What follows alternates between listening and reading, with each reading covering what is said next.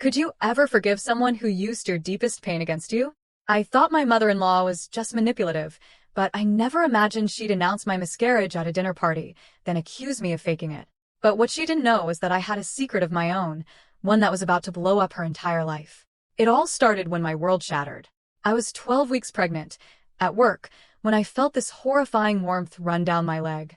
I rushed to the bathroom and saw blood, so much blood, soaking through my dress. My hands were shaking so hard I could barely dial Mac's number. "Something's wrong," I choked out. "There's so much blood. Come get me now." I heard the panic in his voice, the frantic grab for keys. "I'm on my way. Don't move." By the time we got to the hospital, it was too late. Our baby was already gone. The doctor used clinical words like spontaneous and nothing you could have done, but all I heard was that the tiny heartbeat we'd seen just 3 weeks before had simply stopped. And there was no reason why. Mac just sat on the edge of my hospital bed, his face buried in his hands, silently weeping. I reached for him. "I'm so sorry," I whispered, the words catching in my throat. He looked up, his eyes red. "Don't. This isn't your fault." He pulled me into his chest, and we just clung to each other, two broken people in a world that suddenly felt empty. We agreed right then. We'd tell no one until we were ready. "I can't handle your mother right now," I told him, and he nodded. "I know. We'll tell people when you're ready. No one needs to know yet." I trusted him. I had no reason not to. But what I forgot was that keeping a secret from his mother, Lena, was impossible. She had a key to our house, and she used it whenever she felt like it. 3 days later, I was on the kitchen floor, the cold tile a stark contrast to the burning emptiness in my chest, trying to breathe again. I was crying into a tiny onesie I'd bought just last week, picturing our future baby in it. Suddenly, the front door opened. There stood Lena, grocery bags in hand, her lips pressed into that thin line of disapproval she always wore.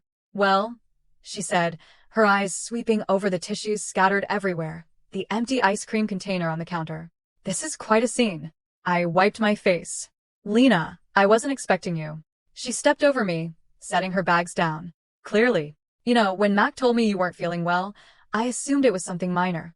A cold, maybe. Not a complete breakdown in the middle of the day." She turned, her eyes narrowing on the onesie in my hands. "Is that baby clothes? Why are you sitting on the floor crying over baby clothes, Elise?" I didn't want to tell her. God, I didn't want to. But she just stared at me, that same look she gave waiters when her food wasn't perfect, and I was so exhausted, so utterly empty. The words just tumbled out. "I lost the baby," I managed, my voice cracking. 3 days ago. We weren't going to tell anyone yet." Lena's face shifted, morphing into something that almost looked like sympathy if you didn't know her well enough to see the calculating gleam in her eyes. She lowered herself to the floor, grabbing my hands. "Oh, honey, that explains everything. I knew something was off with you lately, but I thought you were just being moody again." "I'm not being moody. I lost my baby," I cried, pulling my hands away. She squeezed them again. I know. And I'm sure you're blaming yourself, even though the doctor probably told you these things just happen sometimes, especially with first pregnancies. Especially when the mother is under a lot of stress." She tilted her head, those eyes assessing me. "You have been under a lot of stress, haven't you? Working all those hours, not taking care of yourself properly. I told Mac months ago you needed to slow down, but you never listened." My blood ran cold. The doctor said it wasn't anything I did. Lena nodded slowly. "Of course he did. They always say that. But we both know you could have taken better care of yourself, eaten better, rested more. You're not exactly known for putting your family first, are you?" She patted my knee, a condescending gesture. "But what's done is done. No point dwelling on it now." "Please don't tell anyone," I begged, the last shred of my dignity hanging by a thread. "I need time before the whole family knows." She put her hand over her heart, a picture of false sincerity. "Sweetheart, I would never betray your trust like that. I swear on my marriage, this stays between us until you're ready." Her eyes glinted. "Though I do think the family deserves to know eventually. They've been asking about grandchildren for years, and it's not fair to keep them in the dark forever just because you're embarrassed." That Friday, she called.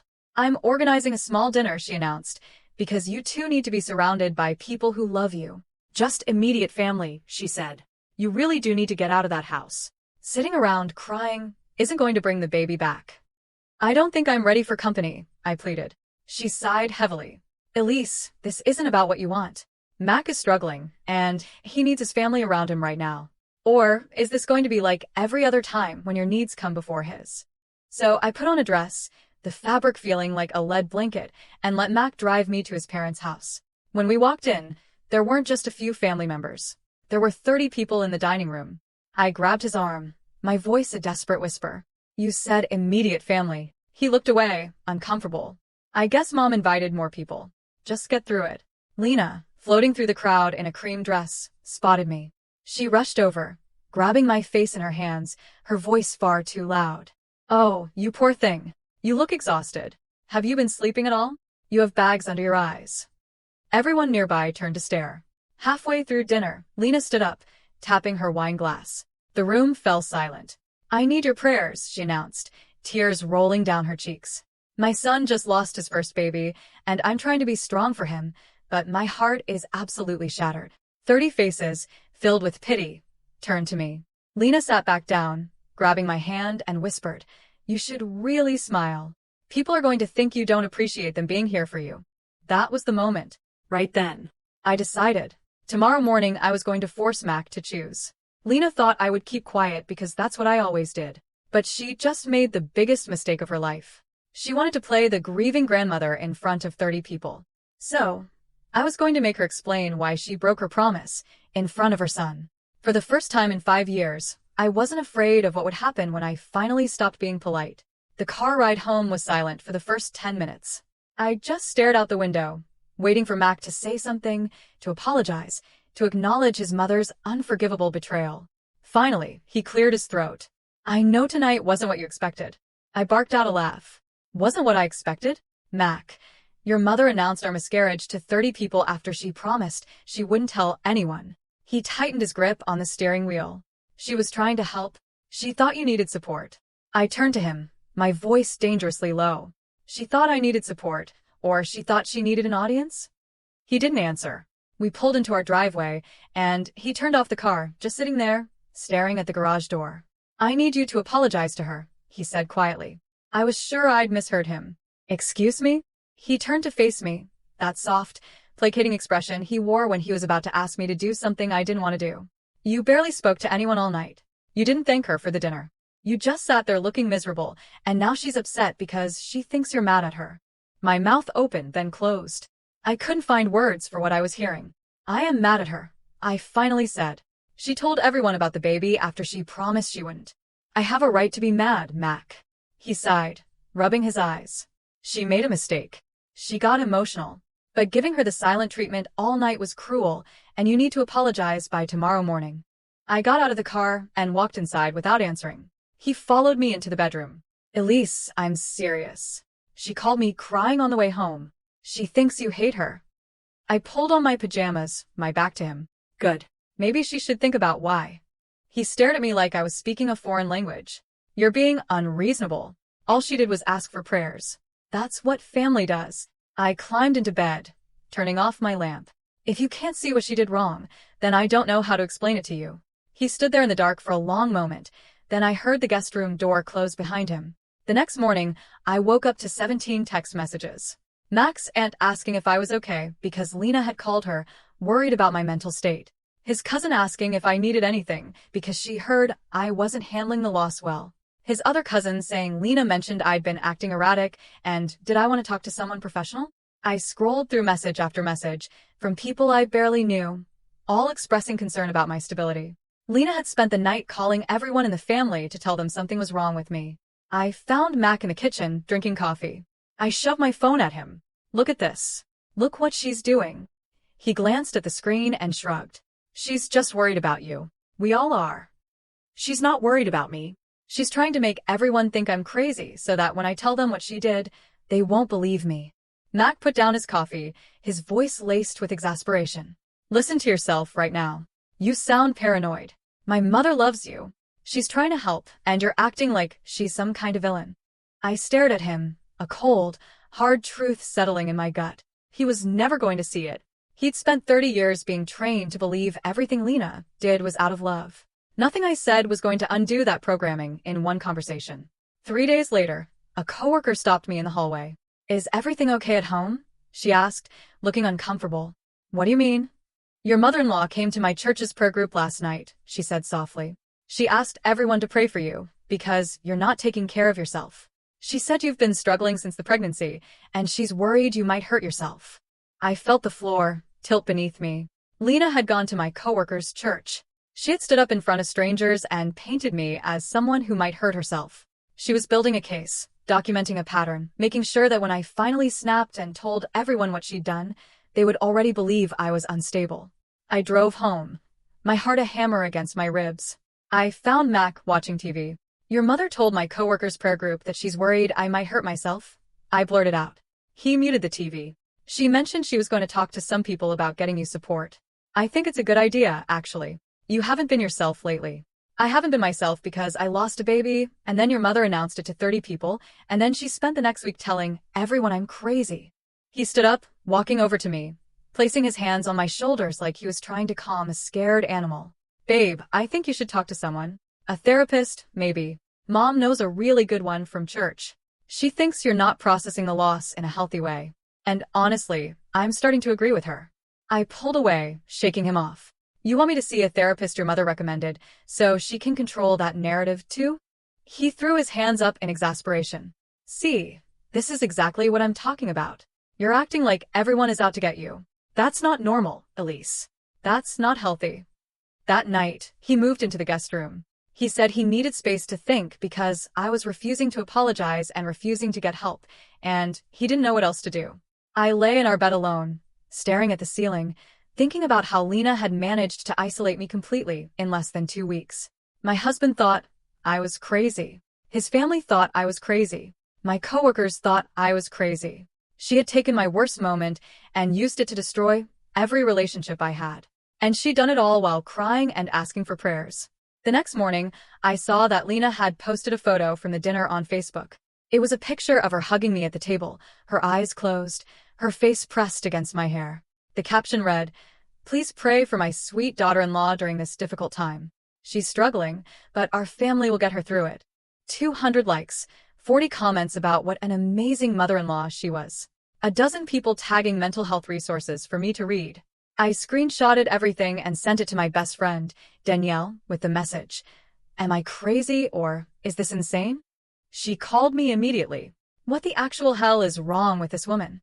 She's posting about your miscarriage on Facebook and making it sound like you're having a breakdown." I told her everything, the dinner, the texts, the prayer group, Mac moving to the guest room. Danielle was quiet for a long time. Then, very calmly, she said, "You need to get out of there. This woman is trying to destroy you, and your husband is helping her do it. I can't just leave. Where would I go?" "You can stay with me," she said, her voice firm. "But Elise, I'm serious. What she's doing is not normal. This is calculated. She's setting you up for something, and you need to figure out what it is before she finishes building her case." I thanked her, hung up, and sat in my kitchen, utterly bewildered. How had my life fallen apart so completely in 2 weeks? I'd lost my baby. I'd lost my husband. I'd lost my reputation. And Lena was out there collecting sympathy and prayers while I sat alone in a house that didn't feel like mine anymore. 2 weeks after the dinner, Lena called. "I need help setting up for my 30th anniversary party. Kenneth's out of town until Thursday, and I can't possibly do everything myself," she said in that sweet voice that made me want to throw my phone across the room. "You'll come help, won't you?" It would mean so much to me. I said yes because Mac was standing right there and because I knew refusing would just give her more ammunition. She'd tell everyone I was too unstable to help with a simple party. She'd add it to her list of evidence that something was wrong with me. So Saturday morning, I drove to her house. I spent 3 hours carrying boxes and ironing tablecloths while she supervised from the couch, pointing out everything I was doing wrong. "The napkins need to be folded into swans, not rectangles," she said without looking up from her phone. "And those centerpieces need to go on the west side of the room. The light is better there for photos."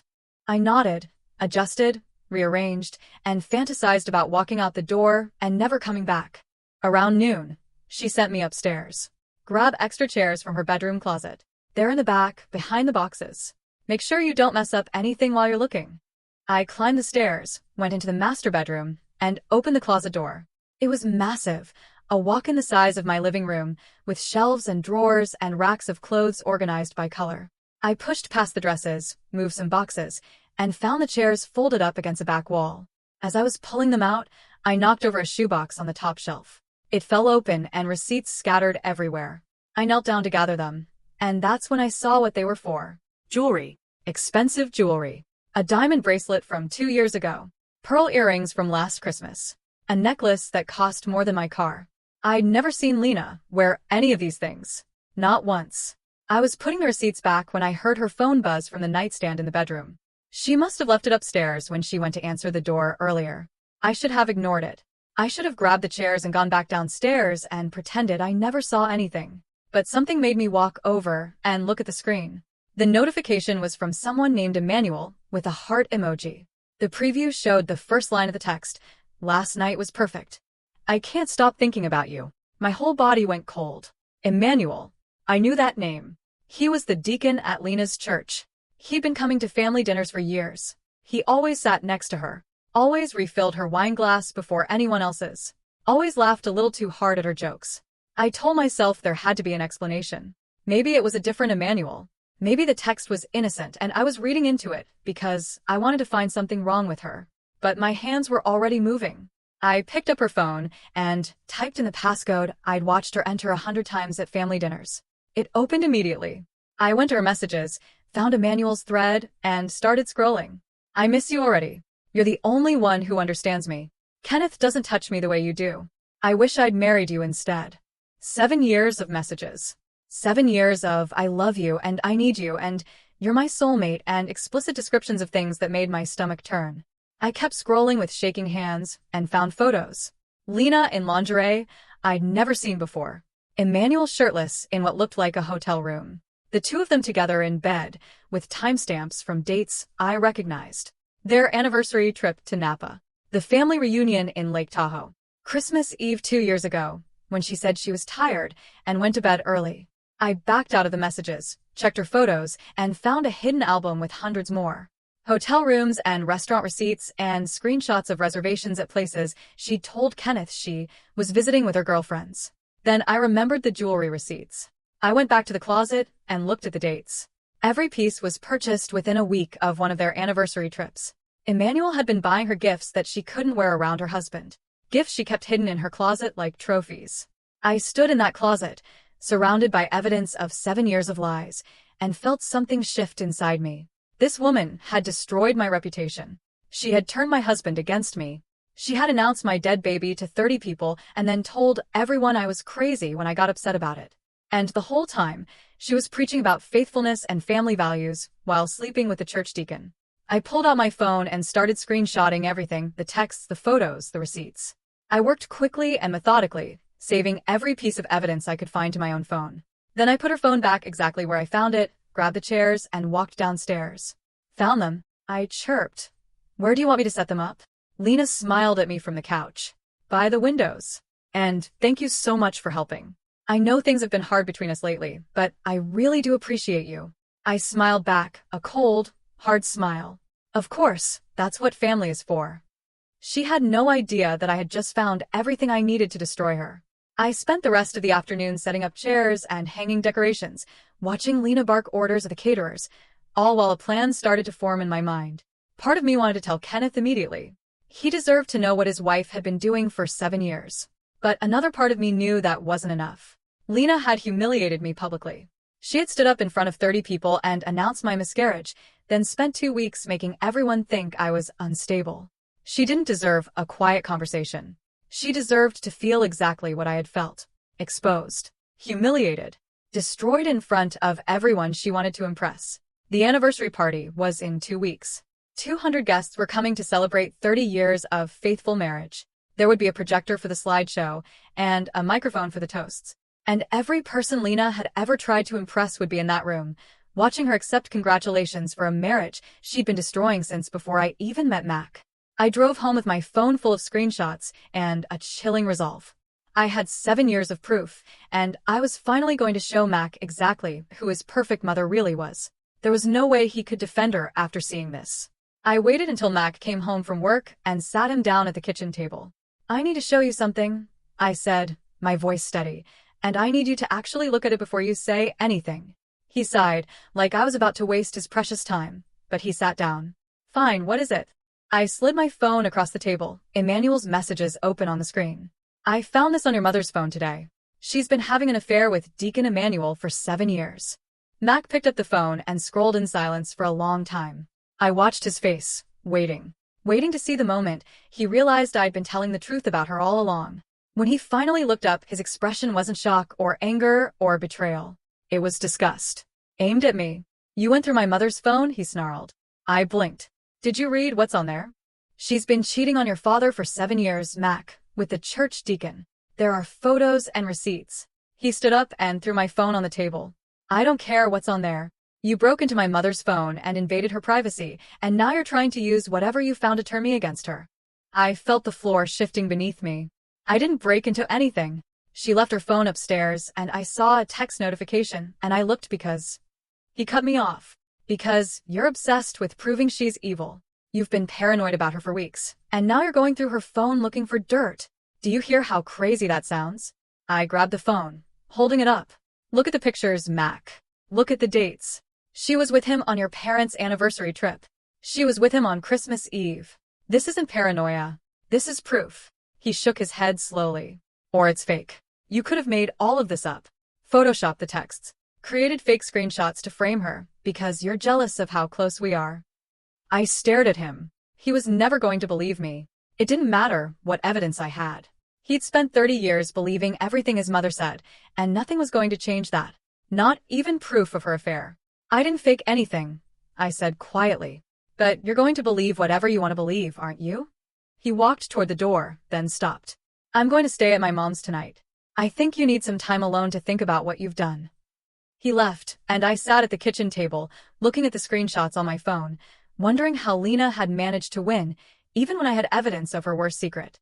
The next morning, I woke up to a text from a number I didn't recognize. It said, "I know what you found. Keep your mouth shut, or I'll tell everyone you caused your own miscarriage." My whole body went cold. I stared at the message, reading it 3 more times, my hands starting to shake. She knew. Somehow she knew I'd found the messages, and instead of being scared, she was threatening me. I called Mac. No answer. Called again. Straight to voicemail. I drove to Lena's house and found them sitting together on the porch, drinking coffee, like nothing was wrong. When I got out of the car, Lena smiled. "Good morning, sweetheart. Did you sleep okay?" Mac chimed in. "You've been having trouble sleeping lately." I held on my phone, showing her the text. "You sent this." She tilted her head, a picture of practiced confusion. "Sent what? I don't know what you're talking about." Mac took the phone, read the message, and his face hardened. "You probably sent this to yourself," he said, "to make her look bad, just like you faked those screenshots." Lena reached over, patted his arm. "It's okay, honey. She's not well." We both know that.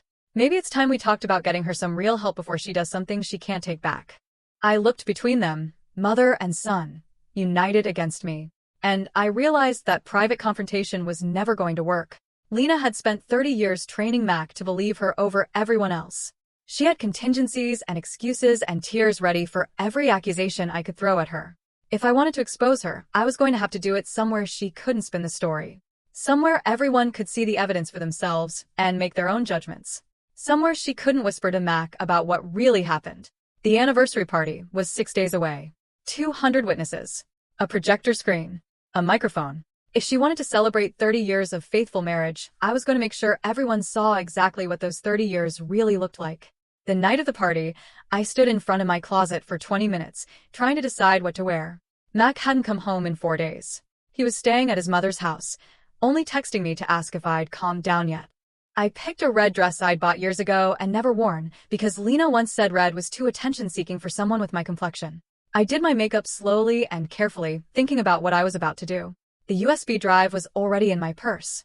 I'd spent the last 5 days organizing everything.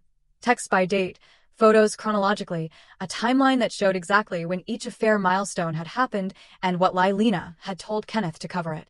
I drove to the venue alone. It was a ballroom at the nicest hotel in town. Crystal chandeliers, white tablecloths, and 200 guests in their Sunday best, waiting to celebrate 30 years of what they thought was a faithful marriage. Lena spotted me the moment I walked in. She rushed over, arms outstretched. "Elise, you came?" She pulled me into a hug and whispered in my ear, "Smile, or everyone will think you're having another episode." I smiled, a wide, terrifying smile. I wouldn't miss this for the world, Lena. Tonight is going to be unforgettable. She pulled back, looking at me with something like suspicion in her eyes. But then someone called her name, and she floated away to accept more compliments on her dress and her decorations and her beautiful marriage. I found my seat at a table near the back and watched the room fill with people who had no idea what they were really celebrating. Kenneth stood near the bar, looking uncomfortable in his suit. He'd never liked big parties. He'd once told me that Lena planned these events for herself, and he just showed up where she told him to. Mac appeared at my table and sat down without looking at me. I wasn't sure you'd come, he said quietly. I wasn't sure either, I replied, but I decided I didn't want to miss your mother's big night. He glanced at me, something like hope in his eyes. Does that mean you're ready to apologize, to move past all of this? I picked up my champagne glass, took a long sip. I think tonight is going to change a lot of things, Mac. Let's just see how it goes. The program started at 7 o'clock. Lena had planned every minute. First, a slideshow of photos from their 30 years together. Then toasts from family and friends. Then a speech from Lena about the secret to a lasting marriage. Then dinner and dancing and probably more crying and praying and thanking God for blessing her with such a wonderful husband. I watched the slideshow. 30 years of smiling photos. Lena and Kenneth on their wedding day. Lena holding baby Mac. Family vacations, holidays, anniversaries. A whole life documented in images that told the story Lena wanted everyone to believe. Then the toasts began. Mac's aunt talked about how Lena was the glue that held the family together. A church friend praised her dedication to her marriage and her faith. The pastor called her an example of Christian womanhood that all the younger women should aspire to. And then Emmanuel stood up. I watched him walk to the microphone, a glass of champagne in his hand, a confident smile on his face. He was tall, handsome, gray at his temples, the kind of man people trusted implicitly. I've known Lena and Kenneth for almost 15 years, he began, his voice warm and sincere. And I can honestly say, I've never met a more devoted couple. Their marriage is an inspiration. The way they support each other, the way they put their family first, the way they've built a life based on faith and love and commitment. He raised his glass. To 30 more years of the same. Everyone drank. I watched Lena dab at her eyes with a napkin while Emmanuel took a seat beside his wife. The same wife who had no idea her husband had been sleeping with Lena for 7 of those 15 years. Lena stood up and walked to the microphone. I knew this was the speech, the one about the secret to a lasting marriage, where she would talk about trust and communication and never going to bed angry. I reached into my purse, felt the USB drive, and waited. 30 years, Lena began, her voice trembling with practiced emotion. 30 years ago, I married my best friend. And every single day since then, I've woken up grateful that I get to spend my life with him. She looked at Kenneth, tears welling in her eyes. We've had our challenges. Every marriage does. But we've never stopped choosing each other. We've never stopped putting our family first. And we've never broken the vows we made to each other in front of God and our families. I stood up. My chair scraped against the floor, and a few people turned to look at me. Lena paused mid-sentence, her smile flickering when she saw me walking toward the stage. Elise, she said into the microphone, a note of confusion in her voice. What are you doing? I climbed the 3 steps to the platform, walking directly toward her. I wanted to add something to your speech, if that's okay. Lena's face went through several expressions, confusion, suspicion, then a smile that didn't reach her eyes. Of course, sweetheart. What did you want to say? She stepped back from the microphone and I stepped forward, looking out at 200 faces staring up at me. I found Kenneth at the head table. I found Mac, frozen in his seat. I found Emmanuel, already starting to stand, like he knew something was terribly wrong. I pulled the USB drive out of my purse and held it up for everyone to see. The slideshow was loaded, and all I needed was the right moment to end Lena's entire world. Lena's hand closed around my wrist before I could move toward the projector. Her grip was tight, her nails digging into my skin, but her smile never wavered. Elise, honey, let's go get some air, she said through gritted teeth. You look like you're not feeling well. I pulled my arm away. I feel fine. Actually, better than I've felt in weeks. She leaned close, whispering, if you do anything stupid right now, I will destroy you. I'll tell everyone you've been having a breakdown. I'll have you committed. I'll make sure Mac never speaks to you again. I whispered back. You already did all of that. What else do you have? Her smile finally cracked, just for a second. Then she composed herself and said, loudly enough for the nearby tables to hear. "Of course, you can say a few words. We're all family here." She stepped back, gesturing toward the microphone, and I could see in her eyes that she was calculating, trying to figure out what I could possibly do that she couldn't spin, what evidence I could have that she couldn't explain away. But before I could move toward the tech booth, Lena grabbed my elbow and steered me toward the hallway with that iron grip disguised as a loving gesture. "We need to talk first," she hissed. "Alone." She pushed me into a coat closet and closed the door behind us. In the darkness, I could finally see her real face. No smile, no warmth, just cold, hard calculation. "I know you found something," she said, her voice like ice. "Mac told me you went through my phone. Whatever you think you have, it won't work. I've spent 30 years building relationships in this community. I've spent 30 years being the woman everyone trusts. You've spent 2 weeks acting like a crazy person who can't handle losing a baby." My whole body went rigid at those words. "I didn't lose a baby," I said quietly, each word a painful whisper. "My baby died. There's a difference." Lena waved her hand dismissively. "Same thing. The point is, no one is going to believe you over me. You could have video evidence, and they'd still think you faked it because I've already told them how unstable you've been, how paranoid, how obsessed with destroying me." She stepped closer, and I could smell her perfume mixed with champagne. "So, here's what's going to happen. You're going to go back out there and smile and clap during my speech and act like a supportive daughter-in-law. And then you're going to go home and pack your things and file for divorce and disappear from my son's life forever.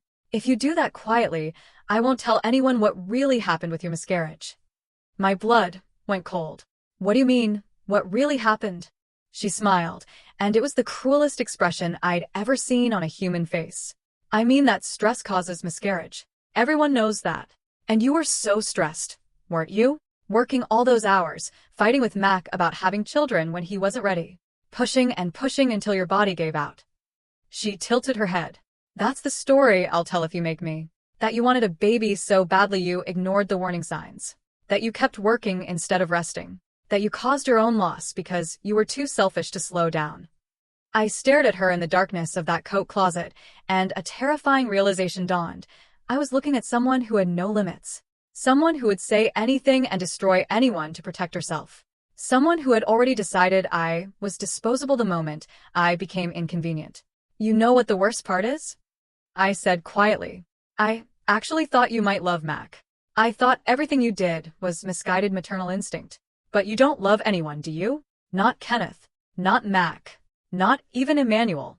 You just love being worshipped." Something flickered in her eyes. Surprise, maybe, or recognition. "You have no idea what you're talking about," she said, but her voice had lost some of its certainty. "I found the jewelry," I said. "The diamond bracelet, the pearls, the necklace. All those gifts from Emmanuel that you can't wear around your husband.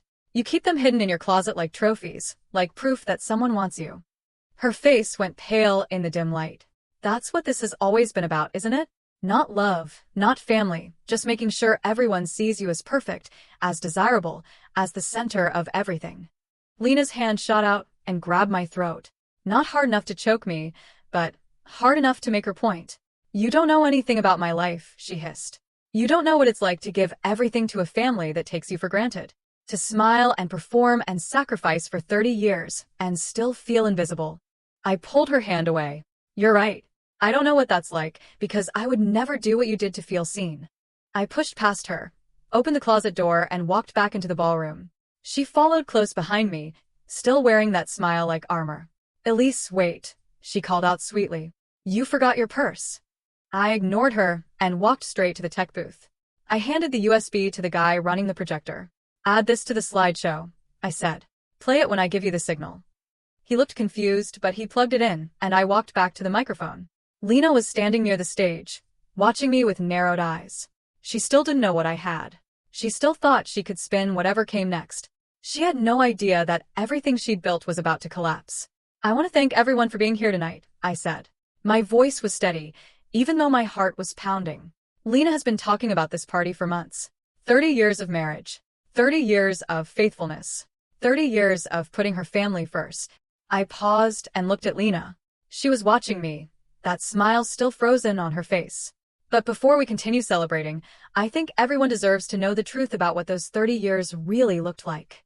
I nodded at the tech booth. The screen behind me flickered and changed from the wedding photo slideshow to something else entirely. The first image was a text message. Last night was perfect. I can't stop thinking about you. The second was a photo of Lena and Emmanuel in a hotel room with a timestamp from 5 years ago. The third was a text that said, I wish I'd married you instead of Kenneth. The room went completely silent. I watched 200 faces process what they were seeing. I watched Emmanuel's wife stand up, her hand over her mouth. I watched Kenneth's face drain of all color as he read the messages scrolling across the screen. I watched Lena's smile finally disappear completely. These messages spanned 7 years, I said into the microphone. 7 years of lies. 7 years of cheating. 7 years of Lena preaching about faithful marriage while sleeping with a church deacon. Lena lunged for the projector controls, but 2 of Mac's cousins, men who probably just thought they were protecting the equipment, blocked her path. Emmanuel was already heading for the door, but 3 groomsmen from a wedding party in the next room, who'd heard the commotion, were standing in his way. I kept talking. She announced my miscarriage to 30 people after promising to keep it secret. She told everyone I was mentally unstable. She turned my own husband against me. And she did all of it while texting her boyfriend about how she wished she'd married him instead. Kenneth stood up slowly. He walked toward the screen and read the messages one by one. His face was completely blank. When he got to the one dated on their 25th anniversary that said, I wish I was with you tonight instead of him, he reached up and pulled off his wedding ring. He looked at Lena for a long moment, then he threw the ring at her face and walked out the front door without saying a word. Half the room followed him. 200 people just watched Lena's marriage end in real time, and she was still standing there trying to figure out how to spin it. She grabbed the microphone, screaming that I was lying and crazy and jealous, but the photos kept scrolling behind her, and every word she said just made it worse. I had taken everything from her in front of everyone she'd ever wanted to impress. Lena was still screaming into the microphone that I was a liar, that the photos were fake, that I had photoshopped everything because I was jealous and mentally ill and trying to destroy her family. But the photos kept scrolling behind her, and no one was listening anymore. Emmanuel's wife picked up her champagne glass and threw it at Lena's head. It shattered against the wall behind her, and glass went everywhere. Emmanuel tried to run for the exit, but 3 of Mac's cousins grabbed him and pinned him against the wall, starting to ask him how long he'd been sleeping with their aunt. The pastor, who had just praised Lena as an example of Christian womanhood, stood frozen with his mouth open, staring at the explicit messages between Lena and Emmanuel scrolling across the screen. 2 of Lena's church friends were crying and hugging each other, saying they couldn't believe it, that they'd trusted her, invited her into their homes. The caterers had stopped serving and were standing in the corner, watching the chaos unfold like they couldn't believe what they were seeing. Emmanuel's wife pushed through the crowd toward her husband. 7 years? She screamed at him. 7 years you've been sleeping with her. We have children, Emmanuel. We have a life together. How could you do this? Emmanuel was still pinned against the wall. His face was red and sweating, and he kept saying, It's not what it looks like. Those messages are old. We ended it years ago. Baby, please, you have to believe me. The timestamps are from last month. One of the cousins said, loud enough for everyone to hear. There's one from Tuesday, saying he can't wait to see her again. Emmanuel's wife made a sound like a wounded animal and turned away from him. Her daughters, who had been sitting at a table near the front, ran to her, wrapping their arms around her while she sobbed. Emmanuel tried to call out to them, but his voice was drowned out by the chaos. The pastor finally found his voice. This is a house of God, he said weakly. We should all calm down and handle this privately. A house of God, someone shouted from the back. Your deacon has been sleeping with a married woman for 7 years, and you want us to calm down? The pastor went quiet again. Lena was still screaming into the microphone. This is all lies. She made this up. She's been trying to destroy me since the day she met my son. Ask Mac. Ask him what she's really like. She pointed at Mac, who was still sitting at his table, frozen. Tell them. Tell them she's crazy. Tell them she's been having a breakdown. Mac stood up slowly, and every eye in the room turned to him. He looked at his mother. He looked at the screen where a photo of her and Emmanuel in bed together was currently displayed. He looked at me, standing at the microphone with the USB drive still in my hand.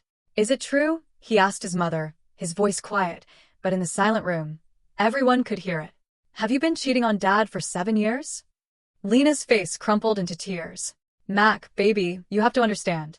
Your father hasn't touched me in years. Emmanuel and I have a connection. It's not what it looks like. I still love your father.